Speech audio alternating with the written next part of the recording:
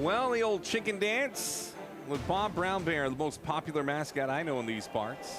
Boy, that guy gives out a lot of high fives, fist bumps, the occasional chest bump, and sees right now their fan base needs a little love. Canadians are down 10-1. Just beyond the left field fence, that's the Hayall porch, where Trevor Schwecke just hit one over.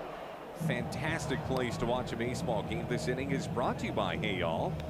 And you can bring out your friends in groups. And you can get your all-you-can-eat buffet, catch yourself a home run ball, and just take in Canadians baseball amongst 6,413 of your closest friends. And Josh Almonte has come into the baseball game for the Canadians. The outfield, converted to a pitcher, has been outstanding in his last 4 outings.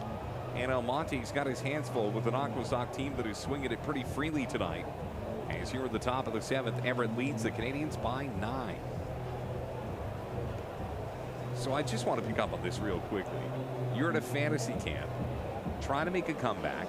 You got all these like 55, 60-year-old guys that probably paid a couple of grand just to be there and put the uniform on. And they're getting Ricky Romero. Yeah. Take me through the warm-up session that gets you, but before you even face a batter, but like who's catching you? Who's getting you ready here? So there was a few guys wanted to catch because they wanted to just see what it's like at a fast pace. So there was Pete was his name, and he's a pilot for Air Canada. And he straps on the gear and he's like, let me catch your bullpen. I'm like, all right, let's do it. So I'm warming up, throw a few fastballs here and there, change-ups. I'm like, all right, here comes a curveball. You ready for it? And I even like signal with my glove. And he's like, yeah. I throw it, and this thing breaks like great, like good 12-6, boom, boom, and he doesn't even move his glove. Where did it hit him? Right on the thigh. He had a huge bruise the next day. It was hilarious, and he's like, what just happened? I'll tell you what just happened beneath us as you're telling that story is Carter Binns gets hit by a Josh Almonte pitch. Binns, who was 2 for 2 with 4 RBI, will just take off his gear and make his way down the first base line. That is the 5th Everett Aquasox that has been hit by a Canadians pitcher in this series. And it puts a runner on at first. Miguel Perez stepping into the box. He's 1 for 3. Almonte throws real hard, not the guy you want to get dinged on. The pitch on its way. Fastball, chop foul. The count goes to 0-1.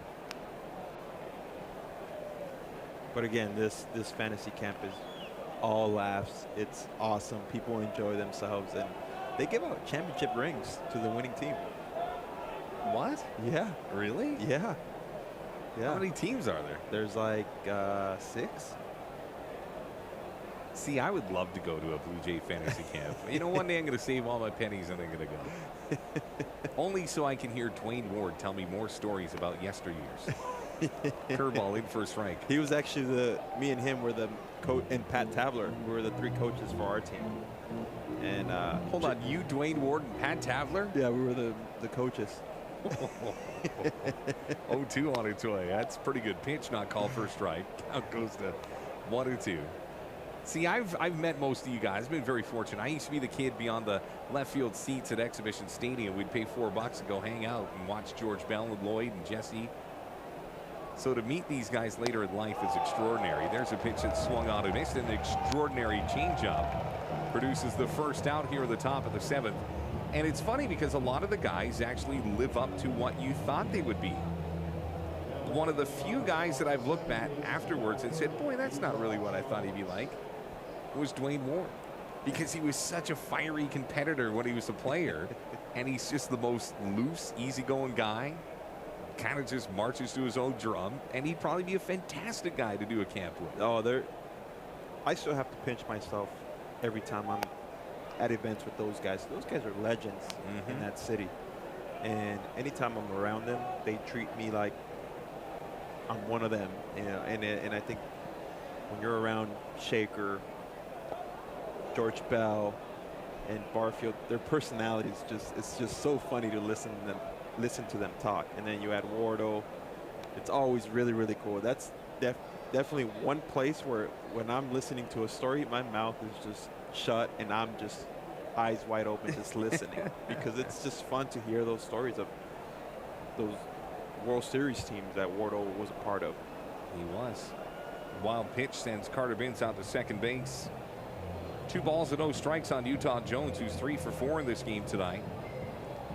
We have a Superstar Series every year, which of course you know, you've been a part of it. It's presented by Fortis BC. And we've been very fortunate to just bring out one Blue Jay great after another. And they're all better than advertised. High fly ball, foul territory, third base side, tough play, and it just rings off the mesh. And neither catcher or third baseman is going to be able to bring that one done. Young bat boy comes out and gets the ball. 2-1. I think the biggest thing you like hearing I like hearing when I'm listening to those stories is just the camaraderie that team had. Oh, yes. Obviously, yes, they were talented 1 through 9, but the camaraderie, and it's always cool when you listen, when you get to listen stories about Dave Steve and how great of a pitcher he was and a competitor he was, and him carrying, I think, 3 straight no-hitters and he lost them 3 in a row. He was so snake bitten, and when he finally got his, it was almost surreal because he had been the bridesmaid so many times. I just finally got it. How in the world do you carry 3 no-hitters in a row and lose them with 2 outs? That's crazy to me. Ball hit out to center field. Cameron Eden easily eases towards the baseball, and that produces a second out, and it brings up Cesar Asturias Jr. I just think that the Vancouver Canadians connection to the Toronto Blue Jays really took Vancouver over the hump. People ask why this ballpark packs in 6,413 pretty much every night of the summer. And don't get me wrong, the Blue Jays and the Canadians seem like a perfect fit, but it took a long time to bring those 2 brands together. It used to be the minor league affiliate of the Oakland A's, the California Angels.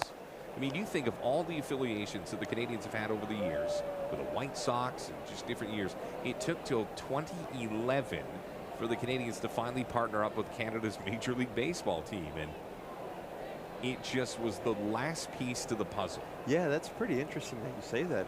I never realized it took that long for an affiliate of the Toronto Blue Jays to be part of this city. 2 balls and no strikes here to Cesar Asturias. Josh Almonte looking for a 0 up on the board. Well, it's funny because you have to wait to file as, quote, open in minor league baseball. And if things align, you look around to see who's available. And when we saw that the Blue Jays were leaving Auburn and filed open, I just thought to myself, I mean, I'm not a part of that bracket that gets to make those decisions, but I said, man, I sure hope that happens. And then, of course, the Blue Jays came. Now, you played with Auburn of the New York Penn League when you were coming up. Yeah. Funny story behind that, too. Oh, I think Charlie beat you to it. 3-0's on its way. It's a fastball lead for strike. Count goes to 3-1. I just want to know, correct me if I'm wrong, you brought one of your early, girlfriends out to come visit you, and then all of a sudden, just as she arrived, you got promoted? Yeah. That's tough. Like the second day I was there. So she just gets into town, and then they send you where? Dunedin? Dunedin, yeah. Oh, my goodness. I spent 10 days in short season. That's it. That's it. Made 1 start, and I was out. 3 balls and 2 strikes with 2 outs. But here at the top of the 7th. Pitch from Almonte's on its way, and it is unfortunately outside, and the beat goes on. But no, I haven't. That's not even a story. I'm gonna get on Charlie for that one. When I got picked up at the airport in Syracuse, because you had to fly into Syracuse to drive out to Auburn, the driver that picked me up, that's how little I knew about the East Coast. I was like, "Excuse me, sir, where is Auburn University located as to where we're at?"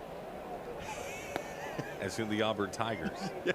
Which is in Alabama, if memory serves me correct. Yeah. And he's like, "Nah, son, you got to go all the way to Alabama. This is a different kind of Auburn." And I was like, tough. Okay, so is that a college town? He's like, "Oh, no." You're lucky that didn't get out too fast. 1-0 pitch misses low, 2-0. That's how little I knew about the East Coast and about Auburn. And New York actually having an area where it was upstate New York, because when you think of New York, you think of New York City, Yeah. and all that, and all that stuff. I never knew anything like that existed. So you obviously didn't take geography when you were at school. Or maybe you did, maybe you didn't. Wink, wink, nudge, nudge. I did. Maybe we were on the road that week. Yeah, or you might have been on the road. The question is, what direction were you driving? Patrick Frick is an all-star, and he's playing like one tonight. He's 2 for 3. A couple of singles in the 4th and in the 5th. And a ball that is fouled off towards Auburn. 93 miles an hour from Almonte. How about the line score? Everett tonight, 10 runs on 15 hits. The Canadians 1 run on 5. I'll tell you my Bret Hart story one day. 2-1 is a high fly ball into right. Ranging under it is Adrian Ramos. He'll come down with a baseball. And the inning is over, and the Canadians will put another 0 up on the board. It seems like cooler heads are finally starting to prevail. We will stretch this one out. There's Adrian Ramos, fresh off his catch at right field. Josh Almonte, the outfielder, converted to a pitcher. Nice job. Here's Big Alec Manoah. We'll take a break. Bottom of the 7th is coming up just seconds from now. It is 10-1 for the Aquasox. They lead the Canadians.